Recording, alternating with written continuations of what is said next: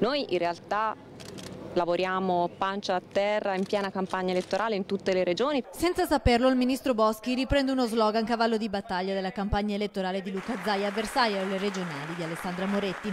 Noi ci mettiamo tutto l'impegno possibile, allora diciamo così, per recuperare noi ci mettiamo il coraggio. A Padova la Boschi ha confermato che il Veneto è una regione che il PD vuole vincere, non risparmia una stoccata alla minoranza Dem. Ovviamente bisogna che il PD faccia il PD, quindi che sia pronto a lavorare davvero nei prossimi 20 giorni e soprattutto a rimanere unito, perché ci sono un po' alcuni nel nostro partito che hanno approfittato della campagna elettorale delle regionali per aprire un po' di polemiche interne abbastanza inutili.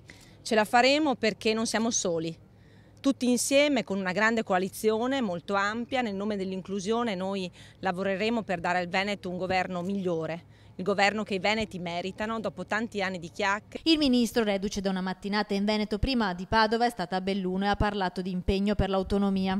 Noi pensiamo che sia la volta di un federalismo nel concreto, delle politiche vere che tengano conto delle specificità dei territori. A Padova oggi si sono riunite tutte e 5 le liste che sostengono Alessandra Moretti. Ci sono stati attimi di tensione quando una donna dal pubblico ha contestato la lista Veneto Progetto Autonomo di Santino Bozza.